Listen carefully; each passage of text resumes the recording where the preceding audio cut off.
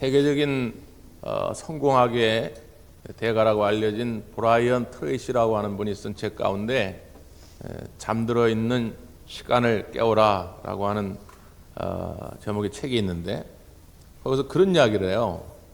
그가 세계적인 천재들을 여러 연구를 해보게 되는데 천재들의 공통점이 있더라는 겁니다. 그 공통점이 뭐냐면 경이감입니다. 경이감이라고 하는 건 어떤 사건이나 사물을 익숙하게 바라보지 않는 어떤 특별한 느낌, 감정, 그런 거죠. 그러니까 마치 오늘 처음 보는 것처럼 어린아이들이 세상에 태어나가지고 처음 경험하는 것들 깜짝깜짝 놀라거든요. 마치 그런 어린아이와 같은 마음으로 경탄의 마음을 갖는 것, 그게 경이감이에요. 근데 천재들의 특징은 이런 경이감이 있더라는 거예요. 사과가 위에서 떨어지면 보통 사람은 그냥 떨어지나 보다 그러지 누가 거기서 뭐 생각을 합니까? 근데 뉴턴이라는 사람은 사과가 떨어지네? 이런 놀라운 일이 있나? 왜 이러지? 그러다가 이제 중력의 법칙을 발견하고 만유인력의 법칙을 발견하고 그러죠. 우리가 좋아하는 나태주 시인이 풀꽃이라는 시를 썼잖아요. 자세히 보아야 예쁘다, 오래 보아야 아름답다, 너도 그렇다. 아니, 풀꽃 지나가다 보면 풀꽃이 많은데 한 번도 발걸음을 멈춰서 풀꽃을 쳐다보지 않죠. 보통 사람은 다 그래요. 내가 이상한 게 아니라 여기 있는 대부분의 사람은 그래요. 근데 문학적인 천재는 발걸음을 멈추고 그 눈에 보일까 말까 조그만 풀꽃을 봤는데 너무 아름다운 거예요. 야, 이렇게 아름다울 수가 있나? 장미꽃처럼 화려하진 않을지라도 그 풀꽃 속에서 신비한 매력을 발견하는 거죠. 그런 게 천재예요. 영적인 천재도 마찬가지입니다. 오늘 또 그냥 성탄절이네. 올해는 더더군다나 이게 나라도 어선해가지고 영 성탄절 기분도 안 나고, 그래도 가긴 가야겠지. 그런 마음으로 오는 사람들은 영적인 천재가 아니에요. 영적인 천재는 뭐냐? 와우! 크리스마스네. 야, 예수님 오셨네. 그런 마음을 해야지. 메리 크리스마스 하래. 메리 크리스마스. 이게 뭡니까? 응? 다시 한 번, 다시. 다 두 손을. 와! 메리 크리스마스! 네.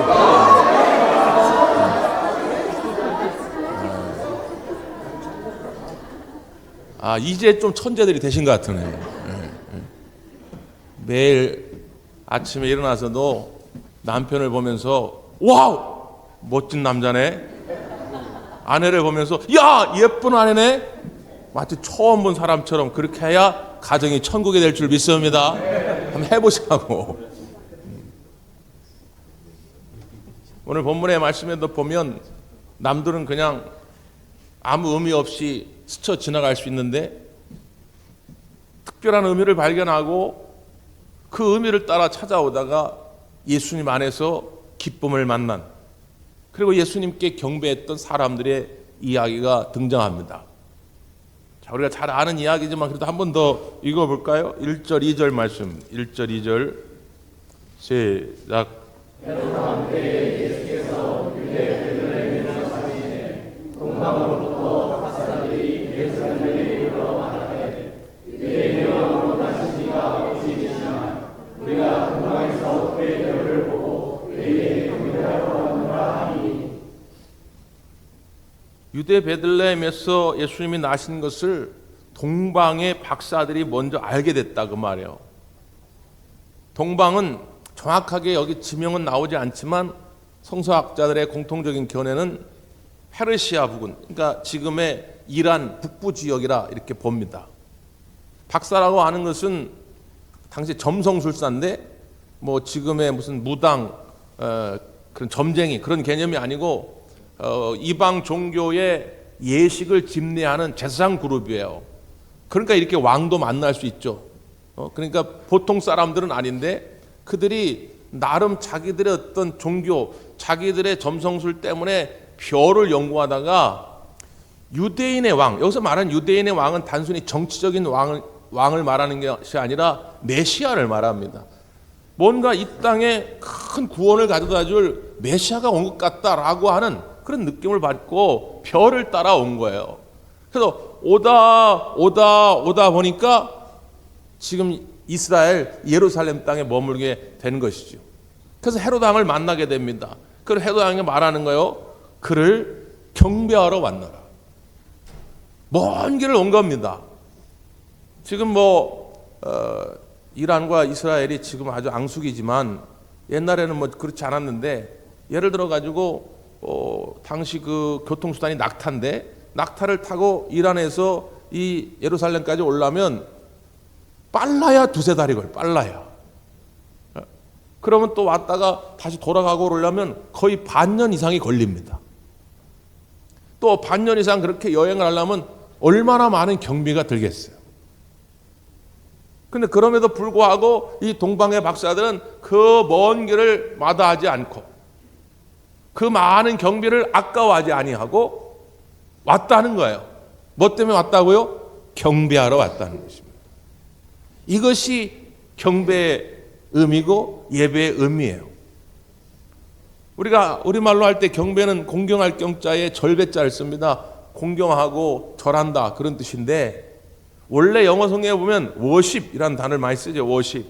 이건 뭐냐면 그럴 만한 가치가 있다고 인정하고 그렇게 가치를 부여하는 행위예요. 그게 worship입니다. 그러니까 이 경배하는 시간은 뭐냐면 예수님만이 내 인생의 최고의 가치다. 그 어떤 것과도 예수님을 바꿀 수 없다. 그걸 인정하는 시간이 이 예배의 시간이다 그 말이에요. 그러니까 이 동방의 박사들은 이걸 아까워하지 않고 아낌없이 예수님께 경배하러 이 먼 거리를 찾아온 것입니다. 오늘 이 시간 여러분 그런 마음으로 오셨습니까? 이 성탄절 아침에 우리가 다시 한번 회복해야 할 건 뭐냐면 예수님 외에는 더 귀한 것이 없다는 거예요. 왜 예수님이 제일 귀하죠? 어떤 신학자들은 그런 얘기를 해요. 기독교의 신비가 위대함은 위대한 승천에 있지 아니하고 위대한 하강에 있다. 누구든지 위로 올라가고 싶은 마음은 다 있어요. 그렇잖아요. 일반 사원이었다가 대리했다가 과장했다가 부장했다가 전무했다가 사장하고 싶은 마음은 누구나 있지. 사장하다가 전무하다가 부장하다가 과장하다가 대리하다가 그냥 사원 이렇게 내려가고 싶은 사람은 거의 없죠. 아니 아파트도 기왕이면 처음에는 10평짜리 살다가 그 다음 25평 살다가 32평 살다가 점점점 올라가고 싶지. 32평 살다가 25평 살다가 18평짜리로 내려가고 싶은 사람 별로 없잖아요. 근데 기독교의 신비는 어디서 나오느냐? 위대한 승천이 아니라 위대한 하강이다 그러면. 저 하늘의 높은 보좌를 버리시고 이 낮고 낮은 자리에 우리 예수님이 오신 줄 믿습니다. 왜 오셨냐 그 말. 우리가 참 좋아하는 찬송 가운데 304장 그 크신 하나님의 사랑 그 찬양 있잖아요. 거기 보면 이런 가사가 있죠. 저 높고 높은 별을 넘어 이 낮고 낮은 땅 위에 재범한 영원 구하려. 왜 오셨다고요? 재범한 영혼 구하러. 재범한 영혼이 누군데요? 나란 말이야. 나. 죄 많은 나를 구원하시려고 위대한 하강을 통해서 십자가를 지시고 죽으신 줄 믿습니다. 그래서 위대한 거예요. 그래서 이 성탄절 아침에 다시 한번 우리는 예수님밖에 없습니다. 이 세상 부귀와도 이 세상 명예와도 이 세상 물질과도 나는 바꾸지 않을 것입니다. 예수님만이 최고입니다라고 고백하는 시간이 오늘 이 성탄절 아침인 줄 믿습니다. 동방 박사들은 그 마음으로 예수님께 나온 거예요. 그러면서 빈손으로 오지 아니하고 그 아기 예수님께 드릴 예물을 준비하죠. 자, 그게 마지막 10절 11절인데 10절 11절 다시 보죠. 시작.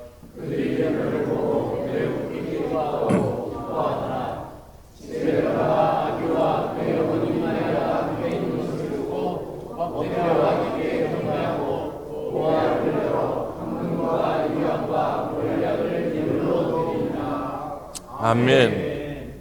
호배합을 열어서 귀한 것을 드립니다.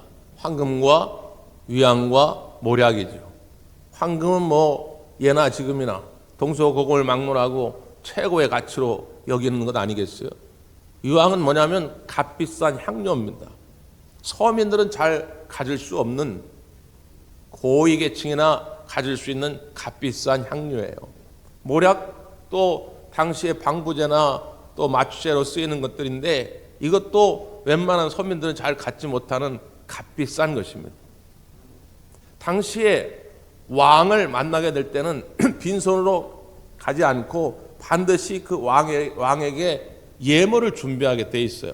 그러니까 이 동방의 박사들은 유대인의 왕, 이 땅에 메시아로 올 누군지는 모르지만 하여튼 그분을 만난다면 우리가 이 정도는 해야 되지 않겠냐 그래서 그들이 알 수 있는 최선의 것을 준비해가지고 왕을 만나듯이 이렇게 나오는 것입니다.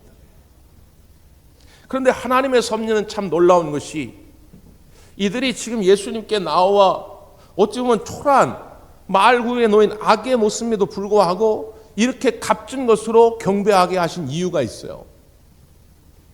뒷부분에 13절에 보면 이렇게 되어 있습니다. 그들이 떠난 후에 주의 사자가 요셉에게 현몽하여 이르되 헤롯이 아기를 찾아 죽이려 하니 일어나 아기와 그의 어머니를 데리고 애굽으로 피하여 내가 내게 이르기까지 거기 있으라 말씀합니다. 헤롯이 이 동방 박사들로부터 유대인의 왕 메시아가 태어날 거란 얘기를 듣고 시기심이 발동해가지고 당시에 2살 이하의 모든 아이를 죽이라고 명령합니다. 그래서 하나님의 사자가 요셉과 마리아에게 미리 나타나서 이 사실을 알려준 거예요. 지금 다시 고향으로 돌아가면 다 죽는다. 그러니까 애굽으로 가는 거예요. 애굽.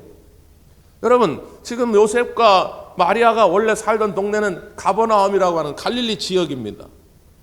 근데 당시에는 일정한 시기가 되면 호적을 새로 해야 돼요. 그래서 본적지인 베들레헴으로 내려왔어요. 지금처럼 무슨 모바일 뱅킹이 있어가지고 돈 찾고 싶을 때 아무데나 찾고 이런 게 아닙니다.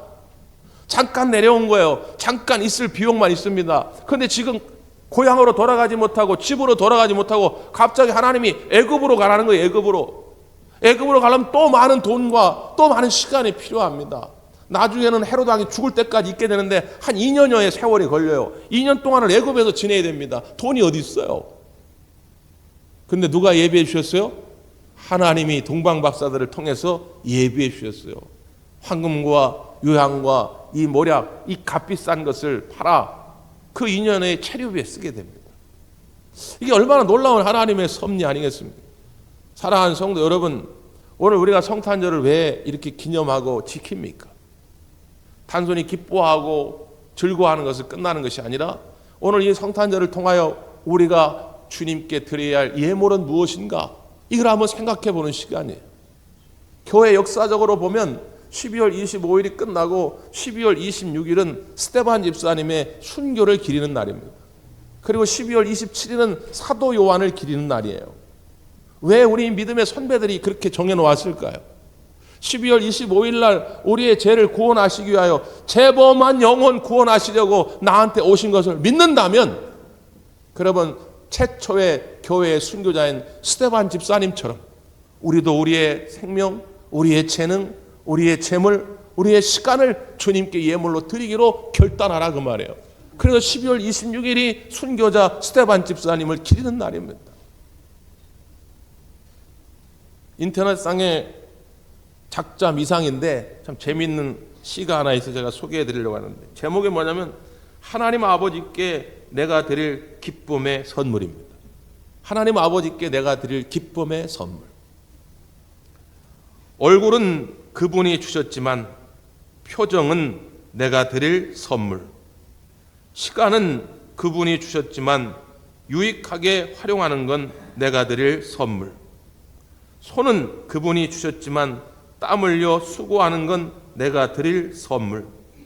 발은 그분이 주셨지만 말씀에 순종하여 뛰어가는 건 내가 드릴 선물. 가정은 그분이 주셨지만 천국으로 만드는 건 내가 드릴 선물. 남편과 아내는 그분이 주셨지만 사랑으로 섬기는 건 내가 드릴 선물. 자식은 그분이 주셨지만 말씀으로 가꾸고 키워가는 건 내가 드릴 선물. 교회는 그분이 주셨지만 충성하고 섬기는 건 내가 드릴 선물. 생각해 보니까 우리가 주님께 드릴 선물이 많네요. 여러분 오늘 성탄절을 기념하는 것에 끝나지 말고 여러분 삶 속에서 예수님께 드릴 선물이 많아지기를 주의 이름으로 축복합니다. 네, 기도하겠습니다.